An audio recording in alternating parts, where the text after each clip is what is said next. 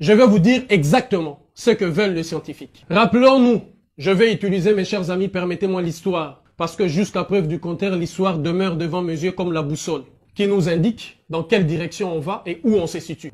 Ainsi, tous les drames que j'ai cités, de la disparition des Indiens d'Amérique à la disparition ou aux razzias négrières, ce sont les scientifiques, les politiques et les religieux. Les scientifiques veulent la création de cet État. Et la condition indispensable pour arriver à cet État, c'est la réduction drastique d'une partie de la population humaine.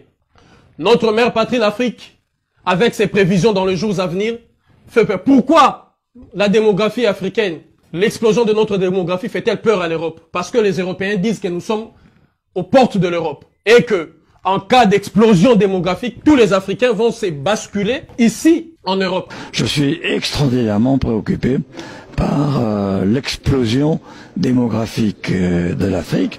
Et avec toute la sympathie que je porte aux Africains, je crains que ça se traduise par un débordement humain, c'est-à-dire des courants migratoires écrasants et qui vont, je serai brutal, tuer la civilisation européenne. C'était une boutade. J'ai dit, voilà, c'est sûr qu'une épidémie massive, comme celle qui fut celle de la grippe espagnole après la guerre de 14-18, en effet, équilibrerait la surpopulation de l'Afrique. C'est un propos qui n'est pas, à mon avis, subversif, c'est une opinion. Le premier défi, aujourd'hui, entendez-moi bien, c'est le problème démographique. Nous sommes 7 milliards. Dans 30 ans, nous serons 9 milliards. En 2100, demain matin, nous serons 11 milliards et demi. Jamais, dans l'histoire de l'humanité, il n'y a eu autant d'habitants sur la planète. La première proposition que j'ai voulu faire, c'est la création d'un organisme pour suivre la population mondiale. Et pour moi, le premier défi qui génère d'ailleurs le défi environnemental, c'est combien d'habitants vont pouvoir habiter sur la planète. Mais ce n'est pas le sujet. Le sujet, c'est que pendant tout votre quinquennat, on vous a pas entendu parler de démographie. Par contre, vous avez été très volontariste sur le changement climatique. Et tout d'un coup, on a l'impression que les priorités sont inversées. Non, il faut lutter contre le changement climatique, mais la première cause de dégradation de l'environnement, mais si vous voulez pas l'entendre, c'est que vous ne cherchez pas les causes et vous vous intéressez qu'à l'image, c'est le nombre d'habitants dans la planète. Mais vous semblez le Nigeria va donc passer à 400 millions d'habitants. Lagos, sa capitale économique, en a 22 millions. Si on ne pose pas la question de la natalité sur le continent africain, ou de la natalité en Asie, ou de la natalité dans un certain nombre de pays, on ne pourra pas protéger les équilibres écologiques de la planète. Quand des pays ont encore aujourd'hui 7 à 8 enfants par femme, vous pouvez décider d'y dépenser des milliards d'euros, vous ne stabiliserez rien. S'attaquer à un tabou, j'ose le dire, le contrôle des naissances en Afrique, car c'est la Chine qui a réussi à faire sa transition économique, parce que la Chine a osé parler clairement du problème. Il faut imposer le contrôle des naissances, il faut que les Africains fassent moins d'enfants qui vont le faire. Bah oui, mais on fait quoi? Mais avec nos mais ça veut dire quoi? Excusez-moi, est-ce qu'on peut parler des problèmes sérieux avec nos amis africains? Il faut un moment avec les gouvernements. Dès qu'il s'agit du contrôle des naissances, ça devient vos amis. Est-ce que c'est pas donner une réponse occidentale à un problème africain et justement rentrer dans les mêmes erreurs qu'il y a pu avoir pendant la colonisation? Vous avez tout à fait raison, c'est une réponse occidentale parce qu'il n'y en a pas d'autre. C'est un problème africain parce que c'est pas le nôtre. Nous, c'est l'inverse. Nos femmes n'ont pas assez d'enfants et on leur reproche suffisamment, avec suffisamment de force. Et donc, par conséquent, puisque les Africains n'ont pas été capables d'inventer la réponse eux-mêmes, eh bien, il faut bien que quelqu'un... Voilà la première raison, la suppression d'une grande partie de la population mondiale, avec 2 foyers notamment, la Chine, l'Asie, pour toucher la plus grande population qu'il y a. Le deuxième grand objectif de cette aventure que vous êtes en train de voir, qui est bien entendu dangereuse, c'est la suppression de la monnaie. Nous allons passer à une monnaie non physique, c'est-à-dire une monnaie dématérialisée. Troisième grand objectif, vous le verrez, la plupart des dirigeants européens vous parleront de la nationalisation des entreprises sur le plan économique. C'est pour permettre à chaque État d'avoir maintenant la disposition de ses ressources et de ses richesses naturelles. Quel est l'objectif? C'est la mise en place d'un gouvernement mondial. Je veux vous éclairer et vous préparer à prendre un comportement responsable et digne. Rentrer dans cette vague, mais ne pas se noyer. Et être capable de récupérer notre portion de gouvernance à travers cette pyramide qui est en train d'être formée. Qui a déjà été formée. Alors, selon les scientifiques qui veulent la création de cet État-providence, ils ont avancé l'hypothèse selon laquelle que nous sommes nombreux dans un petit espace. Cette théorie, selon eux, il faut réduire le nombre des habitants pour que nous restons peu. Comme ça, ils mettront en place une allocation mondiale, d'où les gens ne seront plus obligés d'aller travailler. C'est pourquoi on est en train de tester le télétravail. Beaucoup des emplois qui ne sont pas, dont la présence physique n'est pas indispensable, seront supprimés. Ils seront remplacés notamment par la robotique. I'm Sophia, the latest robot from Hanson Robotics. I will become more like you. Or you will be more like me. Where do we draw the line? Sophia is our latest masterpiece robot. So she shows a full range of natural facial expressions. She's got a wide variety of sensors that allow her to sense where sound is coming from and where people are standing, make eye contact, and remember certain aspects of the conversation. One day I'll work in your business. Or your home.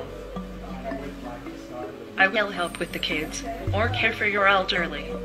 Raison pour laquelle on prépare déjà tout le monde avec la mise en place des télétravail où vous allez travailler à partir de vos maisons, avec la mise en place de la possibilité d'acheter par l'entremise de l'internet où vous pouvez acheter, Franprix vient vous livrer, Intel vient vous livrer, c'est-à-dire vous faites vos courses à travers l'informatique.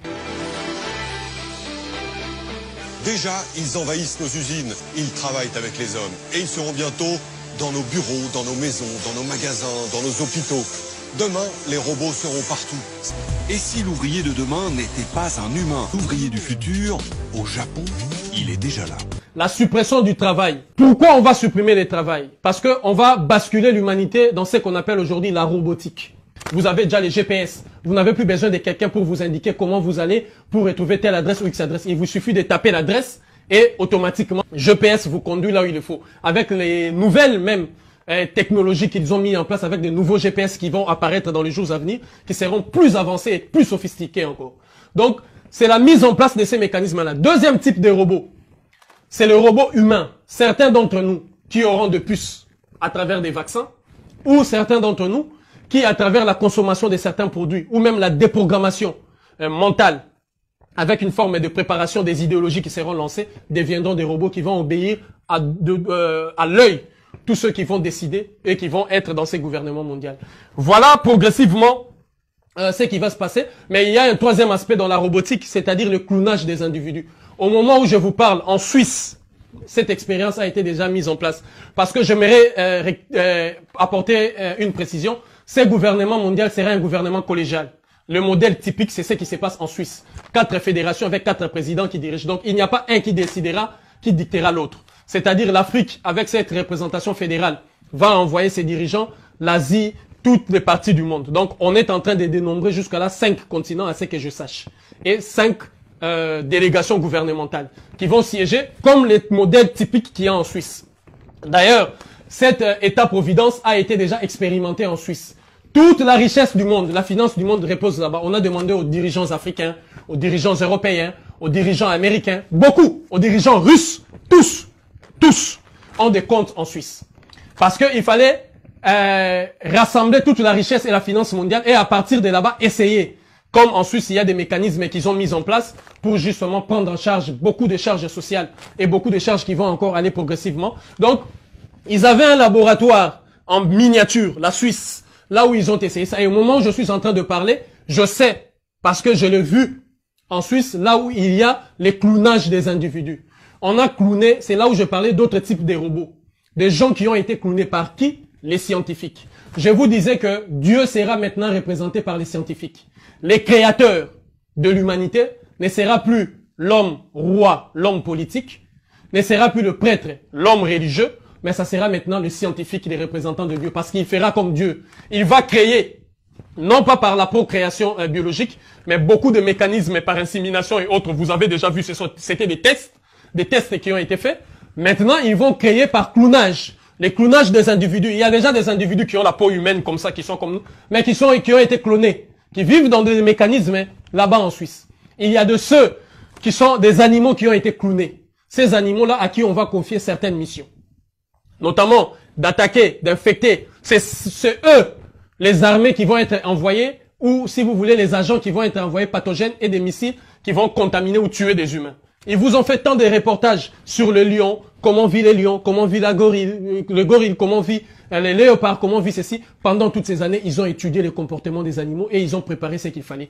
Beaucoup de clownages ont été faits. Donc voilà les 5, si vous voulez, grands objectifs de cette histoire-là, de ces missiles qui a été tirés pour justement réduire à néant l'humanité. Or, on le sait bien que le monde est en train de basculer à travers le fonctionnement informatique, c'est-à-dire à travers l'Internet.